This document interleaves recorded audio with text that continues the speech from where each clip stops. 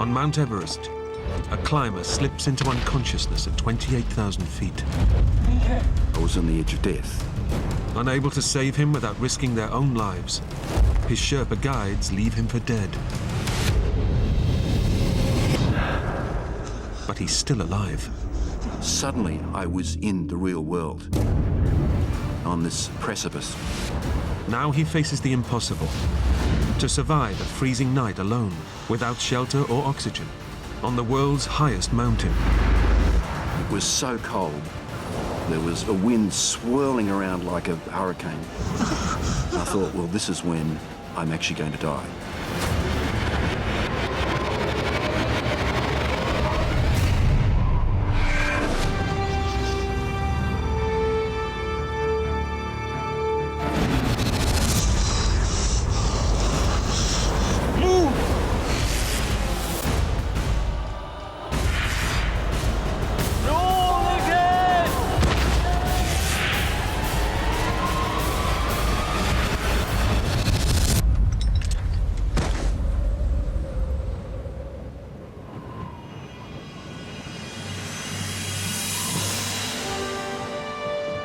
Mount Everest, the highest place on Earth. It's the holy grail for mountaineers and a lifelong obsession for Australian climber Lincoln Hall. My fascination with Everest began in the 1980s. I became so obsessed with climbing that I just kept going as far with it as I could. And that took me to Everest.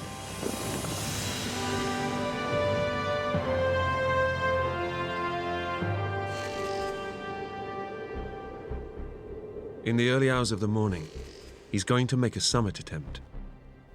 But it won't be his first. 22 years ago, Lincoln got to within 1,500 feet of the summit before conditions became too dangerous and he was forced to abort his climb. When I got down to the base camp, I was overwhelmed by disappointment. It was almost like a poison. I just couldn't let that happen again. But now, aged 50, and with a wife and family, Lincoln knows that this is his last chance. Having a family made a huge difference to Lincoln.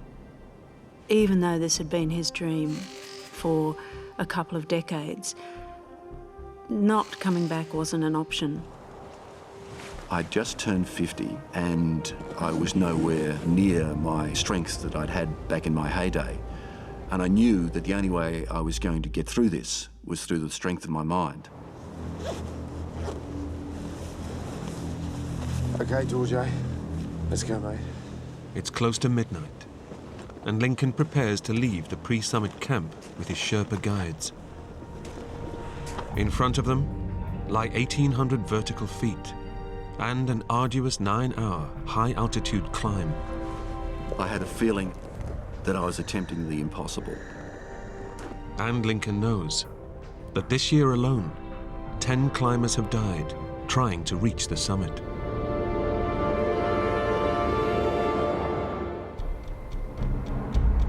At a lower camp, Lincoln's close friend and expedition colleague, Mike Dillon, is monitoring his climb.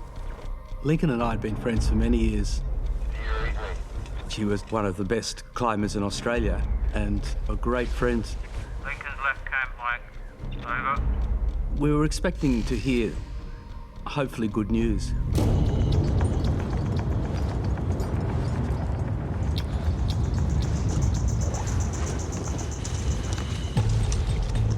Lincoln is now climbing in what's known as the death zone, an altitude starved of oxygen, where every step is a test of endurance.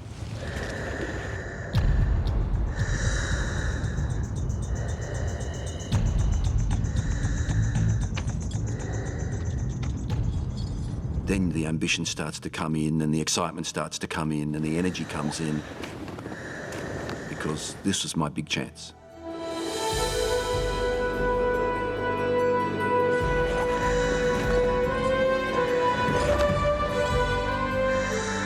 It was wonderful. There were stars everywhere and it just felt like you'd already left the planet.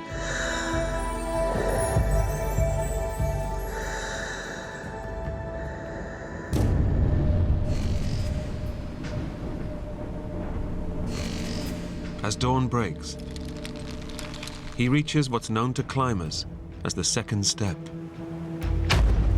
The biggest obstacle between Lincoln and his dream. It was just all that joy of the technical part of climbing combined with the world's greatest mountain.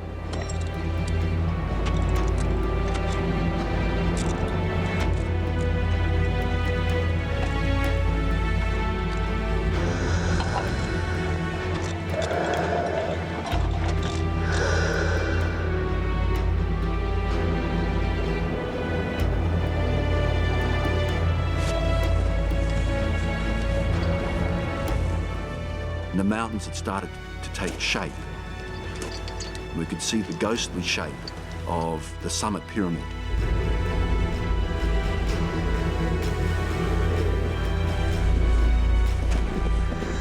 With the summit of Mount Everest within my grasp, the amount of effort I was going to have to put in didn't really matter because I knew I did have that energy within me to get to the summit.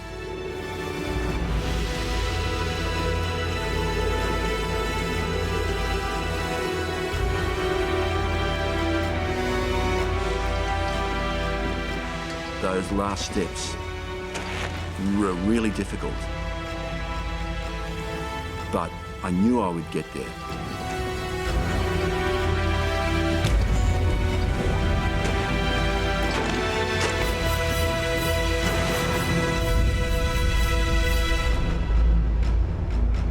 Lincoln has made it to the summit of Everest.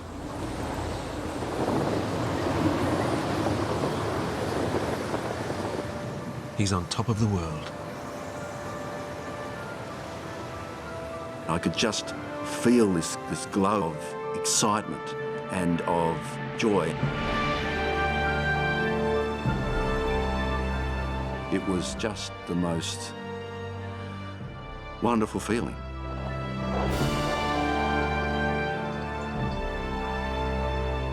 "25 years since I'd started thinking about Everest, and finally I was here. And just the immensity of the view, the distance that you could see, the curvature of the earth. It was just beautiful.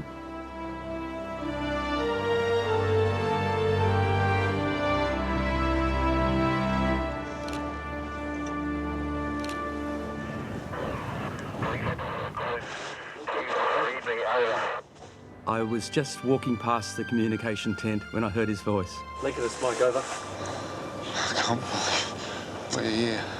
It was fantastic because Lincoln deserved it more than anybody. Finally. He was perfectly calm. It sounded as though he was ringing from the office. Thanks, guys.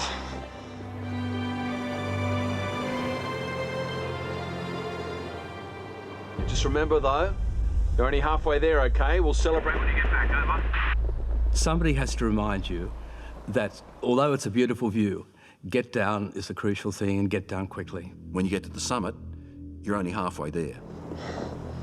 Reaching the summit isn't being a good mountaineer, it's coming back home every time. Lincoln knows they must descend immediately from the death zone, as no one can survive at this altitude for long. The death zone has earned its name because it's at a height where your body is literally dying.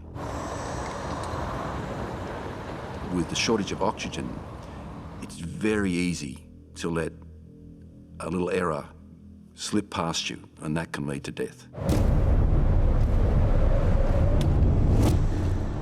Lincoln and his guides now face a grueling 3-hour descent to get back to the pre-summit camp. That extra energy that you had from achieving your ambition, suddenly you don't have that ambition and you're just filled with tiredness.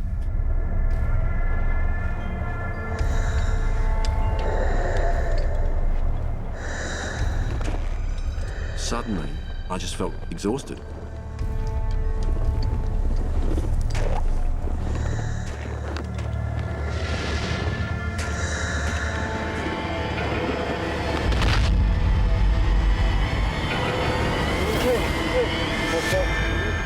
Then I became overwhelmed with lethargy.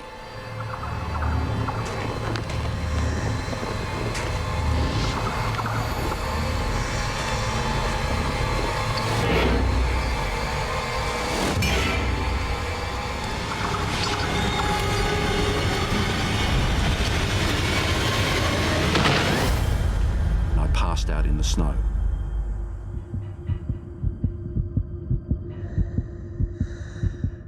Suffering from a severe form of altitude sickness, oxygen starvation is causing blood vessels to leak fluid into Lincoln's brain. I couldn't live in this oxygen-starved environment for very long at all. If he doesn't get up and get down the mountain fast, he'll die.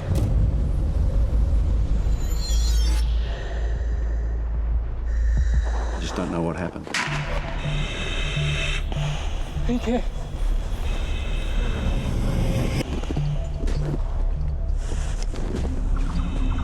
Delirious to base camp. Dodger, this is Mike from base camp, over. Lincoln is down. He's barely breathing. At base camp, Lincoln's friend Mike Dillon knows this is desperate news. Lincoln is suffering from severe altitude sickness, or cerebral edema.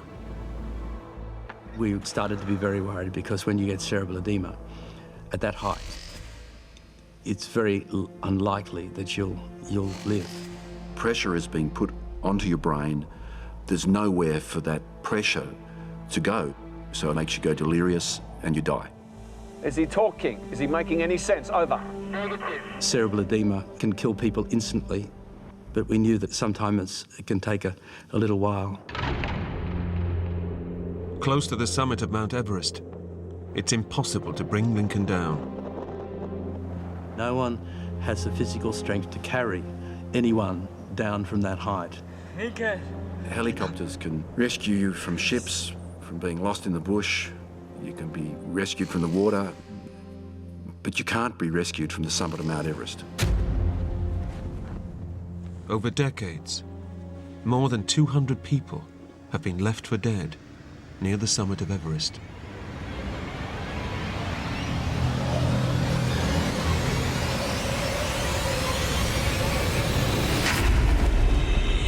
Suddenly, I was back Lincoln.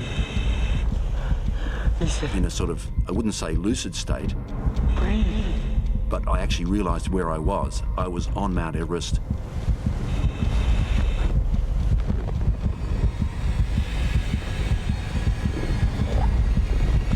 He's getting up now. He's getting up.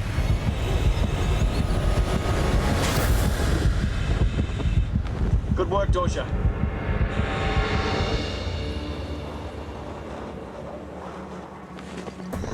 I was lucid enough to realize that I really had to get down as quickly as I could. But the fluid causing pressure on his brain is now leading to a dangerous loss of physical control. I was going incredibly slowly. I could hardly walk. I was just so weak. Everything was difficult. I would tell my legs to move and they wouldn't. And I'd force them to move and I'd take the other leg and do the same thing.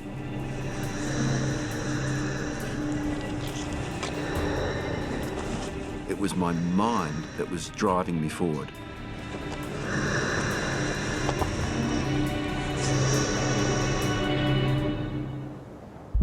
Somehow, Lincoln manages to make it back to the second step.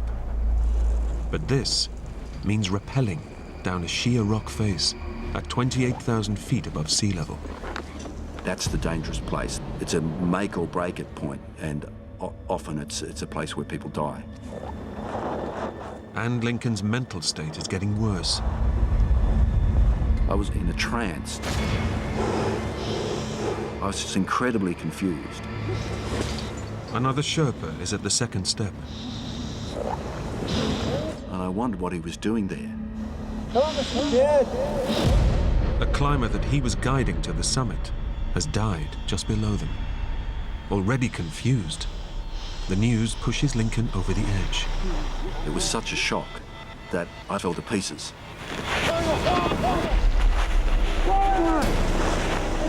It was me battling the Sherpas. I was really on the very edge. was an 11,000-foot drop. That's where I wanted to jump. I was trying to jump off the face. I had gone delirious.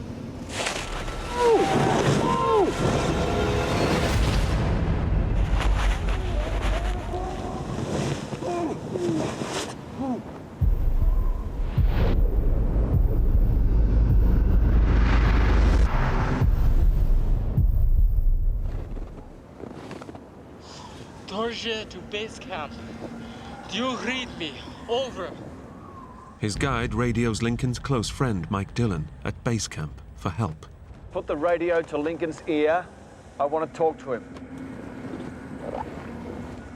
Okay, Lincoln, mate, it's Mike. Can you hear me? It's fine. We were his friends, we spoke his language. Even though his mind was obviously irrational, we thought that we might be able to help. Lincoln, you've got to get up. Mike is Lincoln's only hope. The Sherpas can't carry him down. But staying with Lincoln at this altitude could kill them too. If Lincoln doesn't get up, he'll be left to die. Mike, hear me? Get up, get up. Come on, mate, get up. Suddenly I could hear an English voice, You have to keep going, all right? but it was Michael Dillon begging me to come down. Lincoln, listen. To me. Come on, Lincoln. Lincoln, you have to help the Sherpas. To help you. Get up, mate. Come on, get up. And that managed to get through to me, and suddenly We're coming down. I was back. He's getting up now. He's getting up.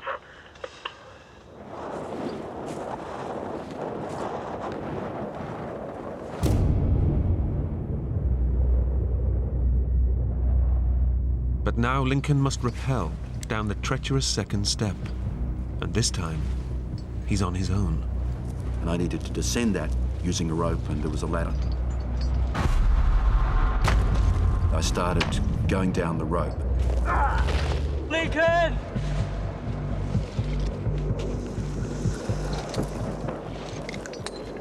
I managed to get halfway down. And then I started hearing voices. And suddenly, I became incredibly frightened.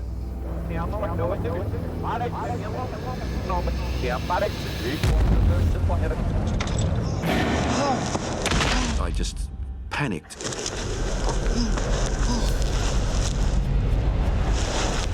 I was just incredibly scared. My immediate thought was that I'm going to die. Lincoln loses consciousness again, suspended at 28,000 feet. And then Lincoln, listen to me. Your mind is not Hey, Dylan. Happy birthday, mate. I was hallucinating. Change your way. Change your way. There was sort of a silence.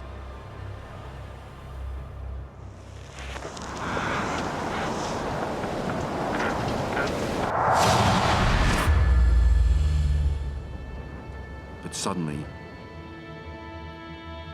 everything was wonderful. This amazing view. I forgot about everything else. I just started to feel this joy at this wonderful mountain scene with the warm colours of the late afternoon on the snow.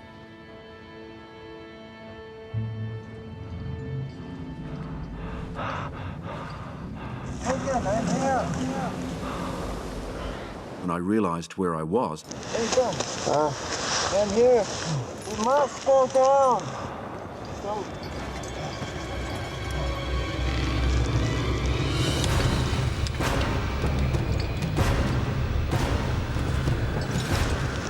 pulsing with adrenaline, I rappelled down.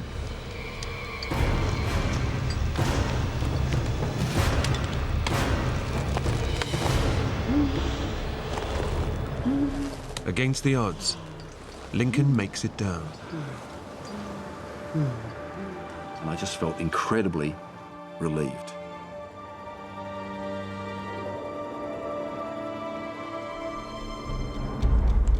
Go! Sherpas took advantage of the fact that suddenly I was re-energised, and they kept at me. Move! Move! They just kept telling me to keep moving, keep moving, keep moving. But vital time has been lost. And at this altitude, every second counts. We knew that they'd run out of oxygen by now. We knew that meant all the effort of trying to get Lincoln to come down was exhausting everyone. It was probably the key factor that was going to kill Lincoln.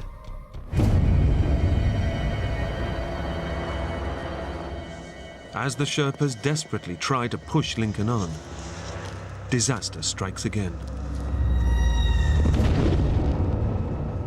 I collapsed in exhaustion. I just had no energy.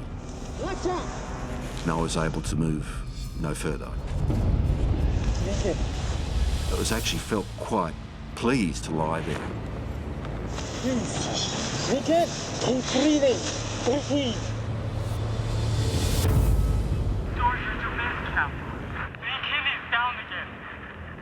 He was breathing very slowly and he was in a very bad way. He's lost all heart and hope, they put it like that. I remember thinking, he's a goner. Lincoln. Lincoln. The Sherpas put their finger into Lincoln's eye and he didn't respond at all, so he was in a comatose state. We knew that Lincoln wouldn't live because if you've got cerebral edema, you've been without oxygen and you're that high on Everest, no one has survived. To be realistic, we have like zero chance of getting him down. If the Sherpas stay up there, they could all die. The Sherpas had put in superhuman efforts, but we had to realise that there was some point where someone would have to make the decision that to save their lives, we would have to tell them to leave Lincoln and head down themselves.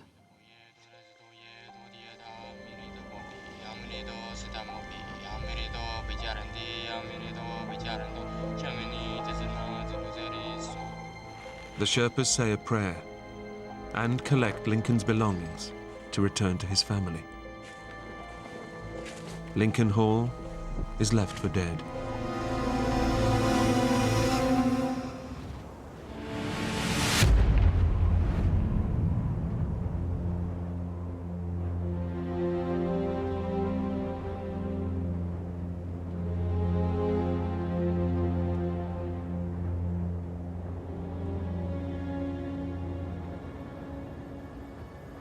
Back at base camp, Mike Dillon has just received the news. His close friend is dead. We were in shock. We didn't quite know what to do next. But we did know we had to tell Lincoln's wife, Barbara.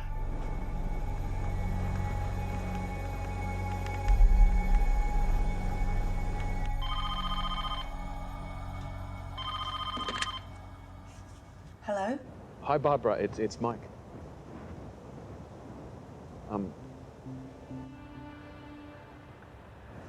Look, I've got some bad news. Lincoln passed away about 20 minutes ago. I just felt an incredible hollowness, as though really part of me had died as well. I'm so sorry. I just felt just numb.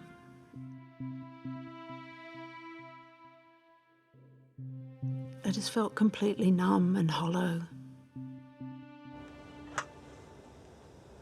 When it finally reached its ultimate conclusion that he's dead, then it's still a dreadful shock.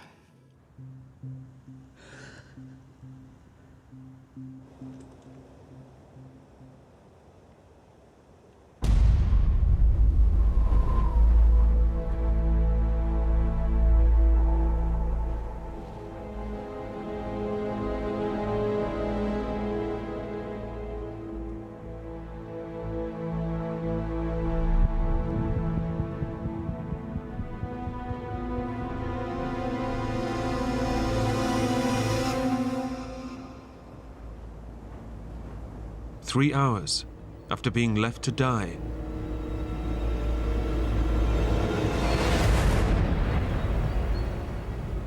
Lincoln emerges from his comatose state. I felt completely disoriented. I was exhausted, dehydrated. I'd been left for dead, and I was still there. I was still alive.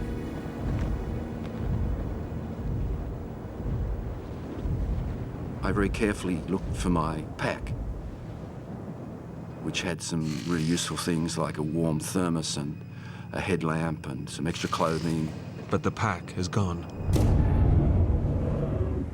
Lincoln's guides have taken all of his gear to return to his loved ones.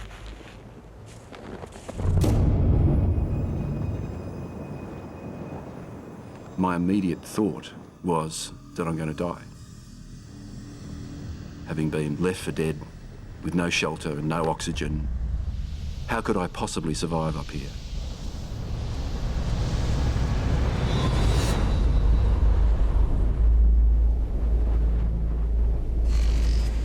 Night falls on Mount Everest. And Mike Dillon has no idea his best friend is still alive.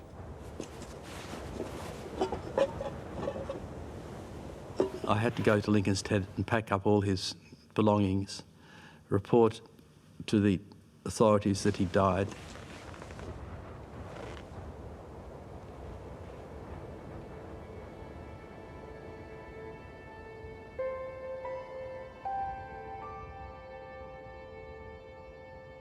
We hadn't really taken in Lincoln's death, really, to be honest.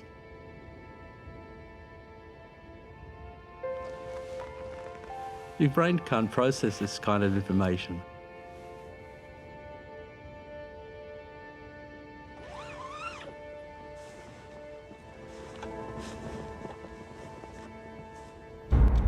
As the night wears on, the temperature plummets to minus 25 degrees.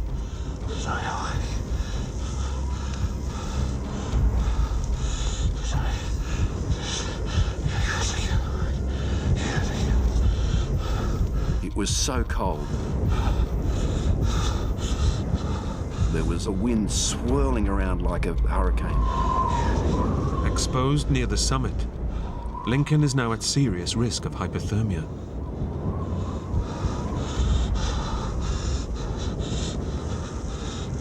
If he falls asleep, he will drift back into a coma and quickly freeze to death. Staying alive meant staying awake. I kept telling myself, just stay awake, just stay awake.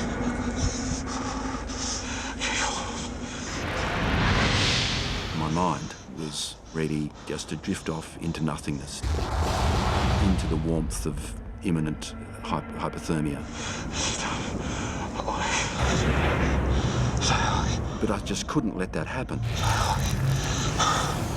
So I rocked my body in a sort of circular motion. As the hours go by and the temperature drops further, Lincoln doubts he'll make it through the night. My family's back home, and there's this aura of death.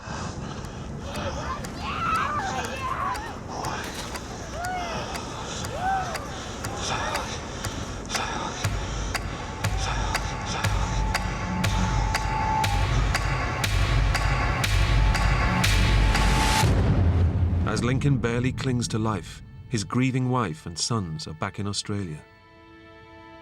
Eventually, I fell asleep, and I had a dream that I could see Lincoln walking towards me very, very clearly. And he was smiling. And it was such a lovely vision. I just woke up full of joy that he was coming back. And then the awful truth hit me. I just felt incredibly cold and numb. And I could hear, especially our oldest son, crying himself to sleep.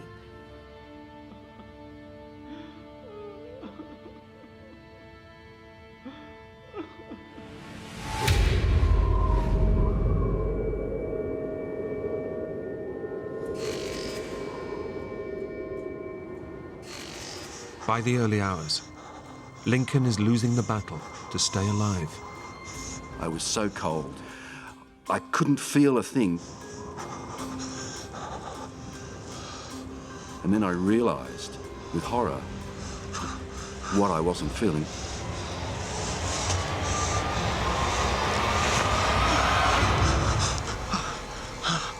What I wasn't feeling was my fingers. And I recognised the wooden feeling of frostbitten fingers.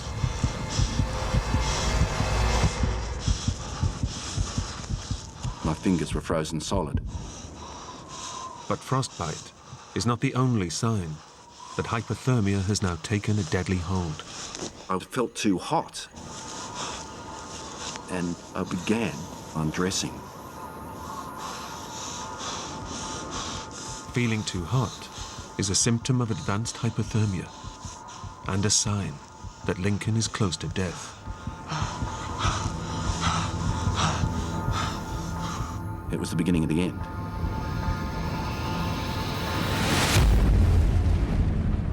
At camp, The Lincoln Hall. Lincoln's friends pay tribute to him. Lincoln. Hundreds of people have died on Everest, but we thought it was never going to happen to Lincoln.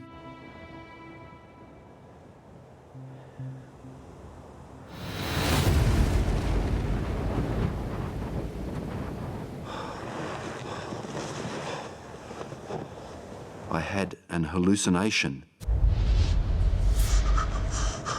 where I was wearing a really warm and comforting cloak. But that cloak was the warmth and the welcoming of my imminent death.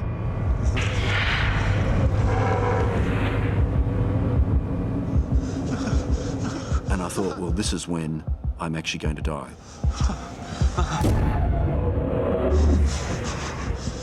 And then I had horrible, horrible recognition of the fact that I would not ever see my family again.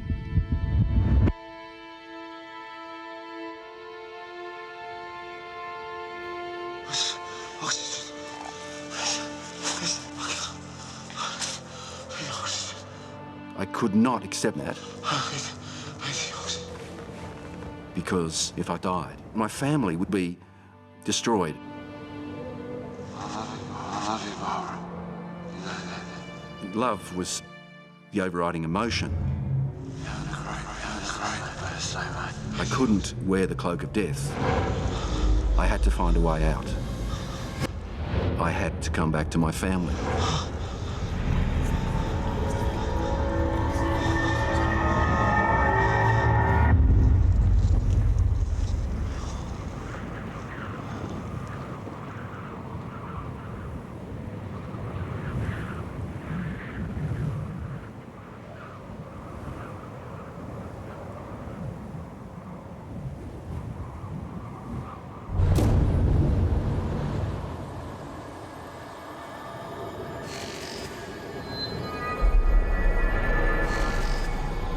It's been 12 hours since Lincoln Hall's lifeless body was left to die.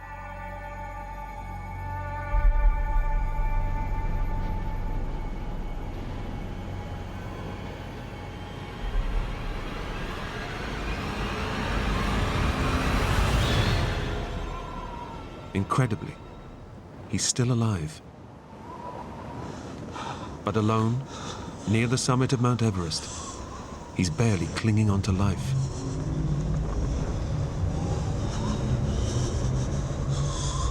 The earth was beneath my feet, and I thought, that can't be right. That can't possibly be right.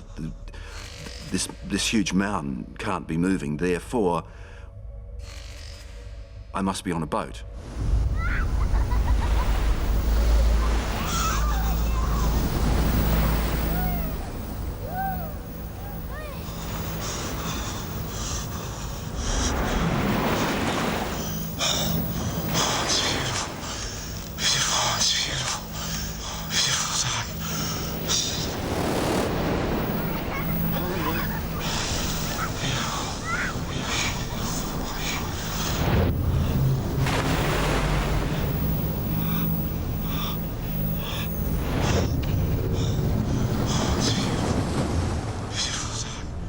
was so contained in that bizarre world of hallucinations and loneliness and cold and death.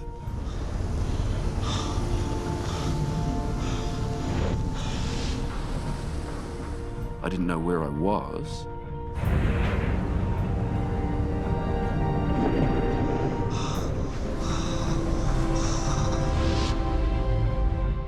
I knew someone was there.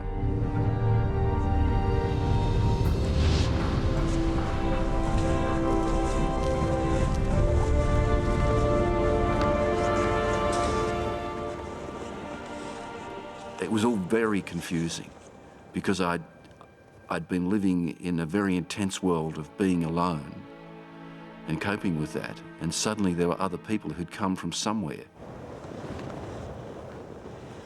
Leading one of the very last climbing parties of the season, Everest guide Dan Mazur has found Lincoln by chance. That was actually the last day that there was anyone else on the mountain. Those 4 final climbers would have been expecting to step over my dead body.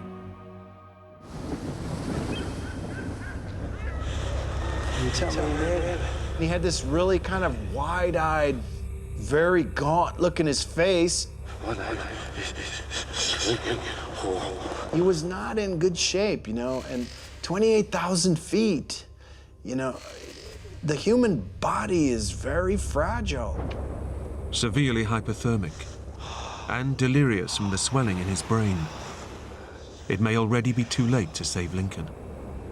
He kept looking at us and saying, "Oh, this is a brilliant boat ride we're on. What a brilliant weather for a cruise." Just lie down. Lie down.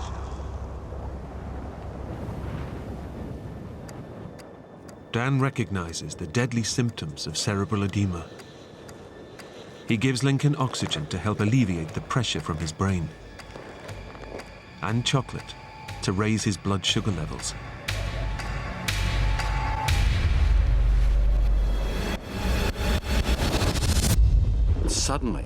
Suddenly, I was in the real world.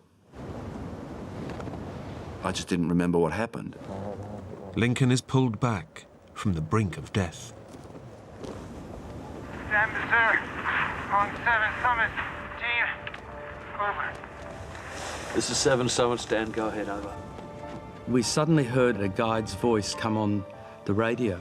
You have somebody called Lincoln Hall with your team. Lincoln died? He died last night. Over. He's alive. You're kidding me. It was pretty amazing. We were still in a state of shock. We hadn't really taken in Lincoln's death, really, to be honest. And now we had this extra news to take in that Lincoln wasn't dead. A team of Sherpas is quickly mobilized to rescue Lincoln. But they are 4 hours away. And Lincoln has already slipped back into a delirious state. You can slip away into unconsciousness and coma and death extremely rapidly up there. I was hallucinating madly.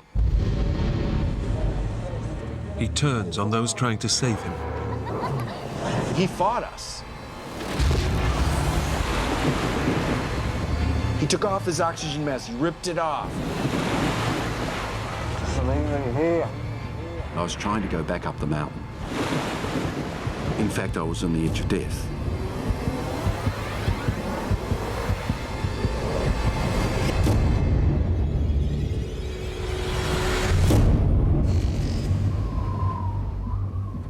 Finally, 2 Sherpas arrive from camp to try and bring him down. Already exhausted from a 4-hour ascent, Lincoln's life is now in their hands. The Sherpas had no idea of how fragile I was.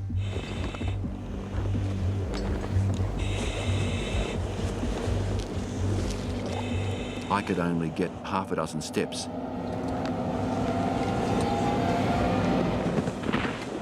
Before I had to collapse in the snow. The Sherpas must now get Lincoln down 7,000 feet.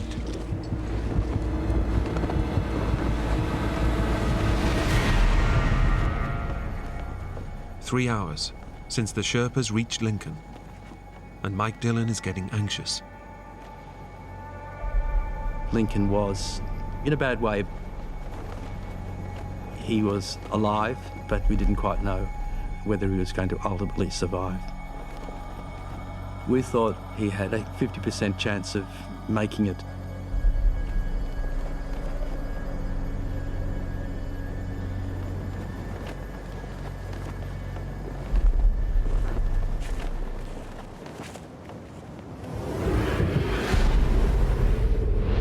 And as another night falls, Lincoln's progress is painfully slow.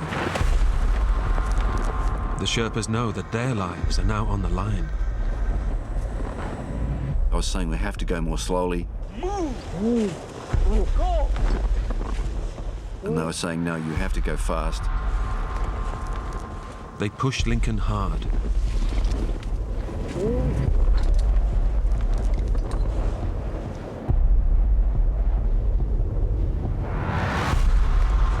Keep going!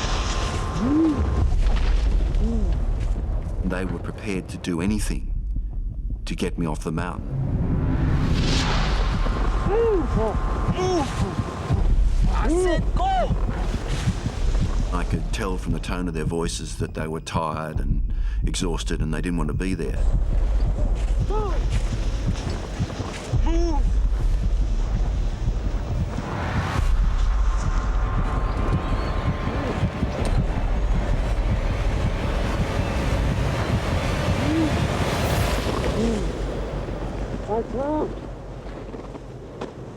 Get up!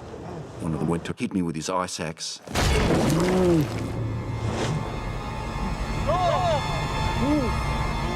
They were prepared to do anything to get me off the mountain.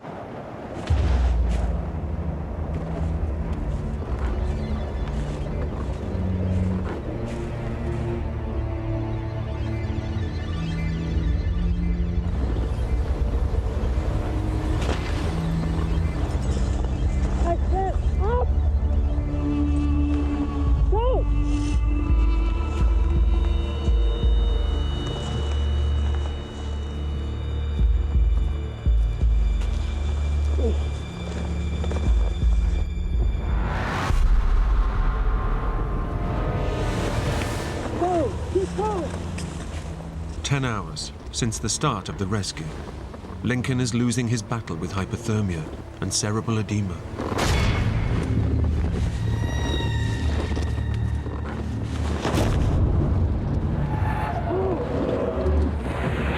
Lincoln finally gives up.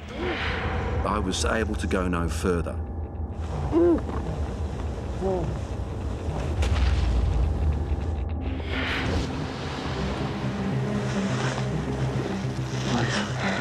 Leave. Just leave.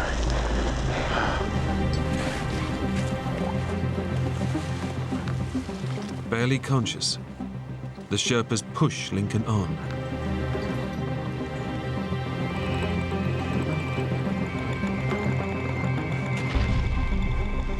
And the only thing I could do was just to hold on to my commitment to find a way through this. Get up!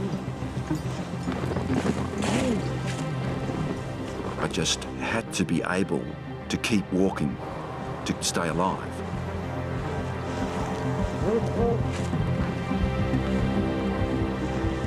But I was going to do it.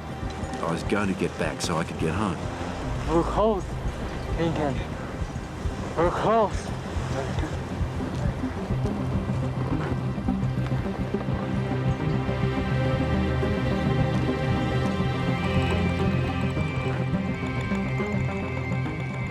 I came around a slight crest in the slope.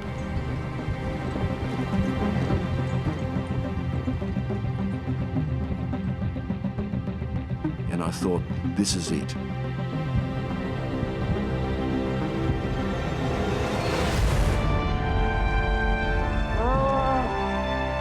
I'm going to survive.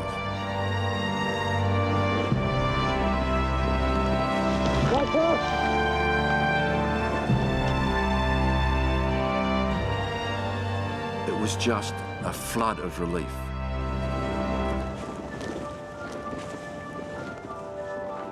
But I didn't have any energy left for jubilation.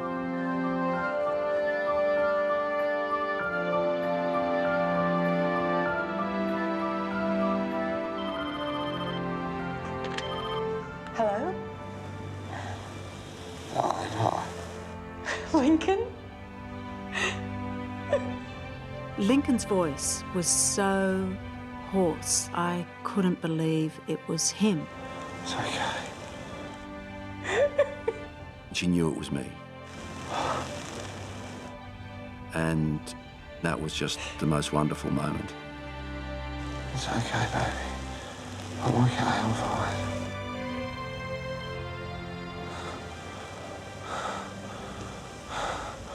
I love you too. I came so close to destroying the family that I loved so much that I vowed that I would never let anything like this ever happen again. At great personal risk, the Sherpas saved Lincoln's life. I really wanted them to know that they'd saved my life and that I would be forever grateful.